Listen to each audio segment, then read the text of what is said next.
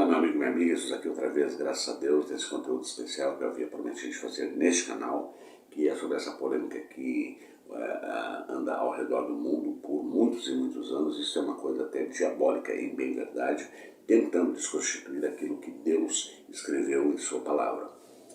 E o assunto mais importante nesse questionamento está atrelado justamente a esses pastores mercenários da fé, que estão milionários e trilionários, e colocando em xeque sobre a obrigatoriedade ou a determinação divina sobre este tributo ou contribuição, que são os dízimos. Eu quero explicar um pouco para você de forma resumida, mas eu quero pedir para você que está chegando pela primeira vez no canal, se inscrever, ativar o sininho das notificações, todas elas agora.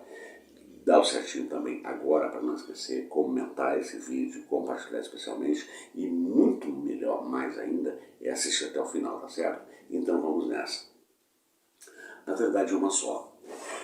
Dízimos, ofertas e ações de graças é bíblico. Esse é o livro mais vendido do mundo, mas é o menos lido do mundo. E por isso as pessoas acabam caindo em tentações, distorções e ignorando o que Deus ordena. É impressionante. As pessoas obedecem aos homens, acreditam nos homens, mas não levam em consideração o que Deus diz. E isso realmente é um absurdo. Por isso muitos sofrem consequências de todas as sortes. Mas isso também foi criado em função dessas igrejas progressistas, neopentecostais, que estão se valendo de alguma coisa bíblica com um único propósito e, como eu já tinha dito, ficando ricas. Então o dízimo ele foi instituído desde os primórdios, inclusive começando com Abrão, antes de ser chamado de Abraão. Mas eu vou mais adiante pulando as etapas. Você pode fazer pesquisa de toda sorte na Bíblia ou nos sites que tem referências sobre essa matéria e se especializar mais e entender melhor. Quando houve a divisão das 12 tribos, que eram em verdade 13, porque uma era de Benjamim, ali uma das tribos, que foi a dos levitas, a tribo de Levi, não foi dado terras, porque eles eram pessoas que estavam voltadas, era um sacerdócio que cuidava das coisas de Deus, que cuidava das ordenanças, dos ordenamentos do templo, etc. e tal. Então eles foram designados somente a fazer isso em suas vidas.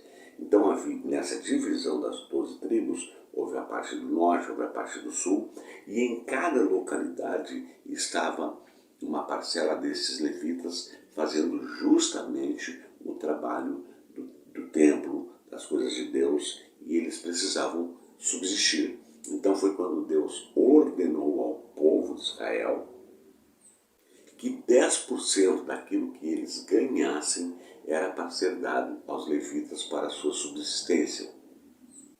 Comer, beber, vestir, morar e etc. Simples assim. E o valor era igual para todos. E por que era igual para todos? Porque o norte era mais produtivo e o sul mais seco. E para não haver aquela disputa ou aquela inveja de alguém que estivesse no sul e soubesse que o do norte estava ganhando mais, ficasse descontente.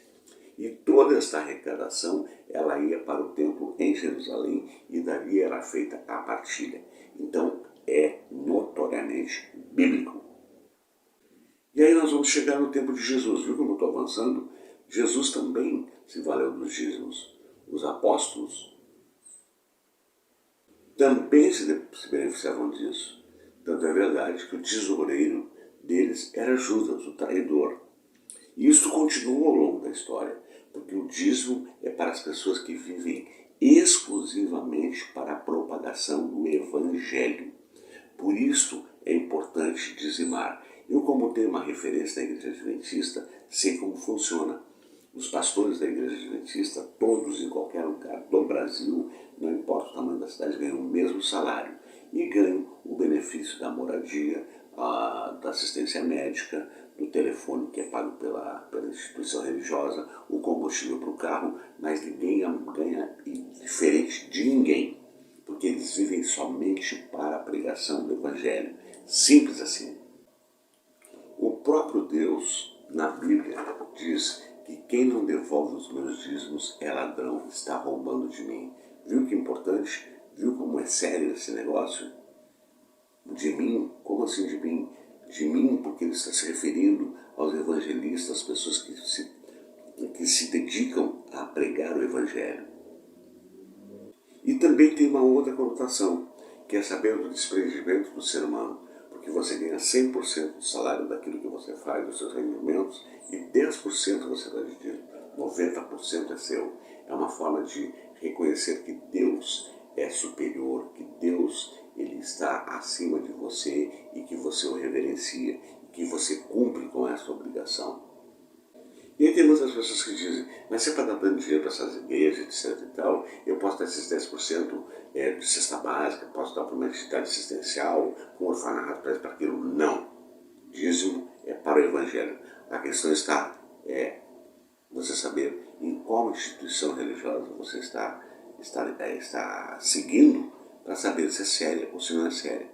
Tudo que eu faço, eu destino para a igreja adventista, porque eu sei aonde o dinheiro é aplicado.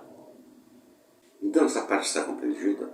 Então agora vamos para as ofertas. As ofertas, elas são aquilo que você pode, dentro da sua capacidade, da sua possibilidade, onde os membros da igreja, anciãos, pastores, líderes, enfim, querem fazer uma arrecadação para algum fim de melhoria na igreja, para uma obra social, para um trabalho missionário, além das suas fronteiras e assim por diante. Mas isso é de acordo com a sua capacidade financeira.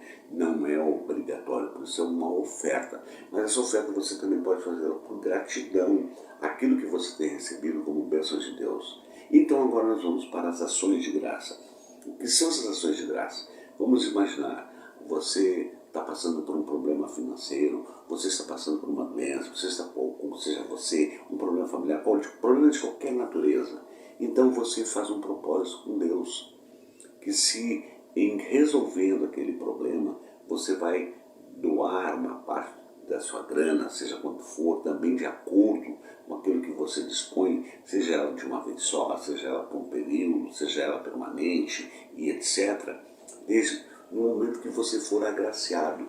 Então, forma de agradecimento, de reconhecimento que você foi abençoado, você então faz essa ação de graça. Então não tem nenhum problema em relação a isso.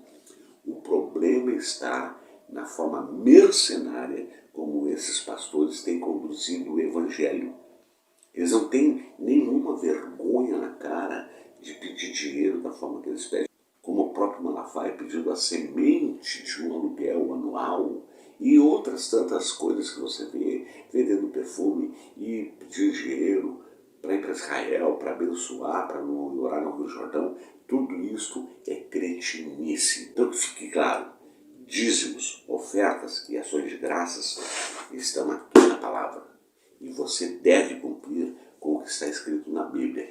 Você tem que fazer a sua parte, se reverenciando a Deus, entendendo que Ele é o dono da tua vida, foi Ele que te deu a vida, tu não é dono de nada, tudo que tu tem pertence a Deus, Ele te capacita a ter as coisas, por isso você deve ser benevolente, deve ser grato, deve ser altruísta, ativo na causa de Deus. Se esses pastores estão fazendo isso, eles vão se responder com Deus. Então aí está em você, em continuar dentro dessas denominações religiosas, progressistas, neopentecostais, ou procurar uma igreja que você veja que é séria, que você, por exemplo, de novo, para terminar, a igreja adventista, se você pedir, porque a associação adventista, se você pedir um relatório de onde vai cada centavo, eles te oferecem. Quanto levantou de dízimo, quanto levantou de oferta, quanto foi de ação de graça, para onde foi empregado, para que foi empregado, dá um relatório completo. Esta é a verdade. Então, se você está enriquecendo esses pastores, bom, isso é uma questão sua, mas a sua obrigação com os dízimos, ofertas, que a oferta é voluntária, a ação de graça é um propósito seu, e o dízimo é instituído por Deus, como eu expliquei sobre as tribos, isto não tem nada a ver com o que esses caras estão fazendo. Eles estão distorcendo a palavra, isso é satânico, em bem verdade, fazendo com que as pessoas, inclusive, acabem descrendo entendendo que esse tal Deus que quer dinheiro. Não, Deus não quer dinheiro. O dinheiro é para que o Evangelho, para que a palavra dele, para que as boas bem-aventuranças, para que o reino do Senhor Deus seja difundido nessa terra pecaminosa, para ajudar as pessoas da ignorância, do erro, do pecado, da prostituição, da drogadição e por aí vai. Aliás, até algumas dessas igrejas pentecostais cumprem de alguma forma com este papel, mas em contrapartida elas tomam tudo que pode. Por isso você vê esses caras com mansões, com relógios de ouro, com roupas caríssimas, etc. e tal. Mas, de novo, isto é uma conta que eles vão acertar com Deus. Aliás, o próprio Jesus disse que eles chegaram dizendo assim: mas Senhor, não fizeu um milagre em teu nome, não fizeu isso e aquilo. E Jesus dirá: apartai-vos de mim, malditos, não vos conheço. E sabe por quê? Porque eles enganaram as pessoas, porque eles não levaram as pessoas para dentro da palavra de Deus, para o estudo aprofundado, para o conhecimento, entendimento e discernimento dos propósitos de Deus, Jesus Cristo e o Santo Espírito para a vida dos homens aqui na Terra. Este livro é um guia de sobrevivência para o ser humano. É uma pena que os homens se deixem enganar por outros homens, como o próprio Jesus também diz: maldito é o homem que crê no homem. Simples assim. Então eu espero ter contribuído com você, espero que você possa se aprofundar nessa temática e, acima de tudo, que você cumpra com o que diz a palavra de Deus, porque é muito melhor render-se a Deus do que render-se aos homens e ter a sua perdição eterna ou ter a sua vida eterna. Simples assim. Está dado o meu recado. Aqui hoje eu não vou dizer que a voz da esquerda é resistente, mas esse recado é importante e eu espero que Deus te abençoe, te ilumine e te consagre e que você pesquise, que você se interesse por esse tema e tenha melhor discernimento, entendimento e saiba fazer as escolhas certas, inclusive a quem você segue, a igreja que você segue, o líder religioso que você está seguindo. Isso é dever seu, porque você está fazendo isso também para ajudar outras pessoas a abrirem os seus olhos e não se deixarem de ser enganadas, nem por esses mercenários e muito menos por Satanás, que quer distorcer a palavra de Deus. Fique com a paz do Senhor e nos vemos no nosso próximo encontro, voltando à nossa normalidade, nos conteúdos cotidianos que você tem me acompanhado. Beijo no coração.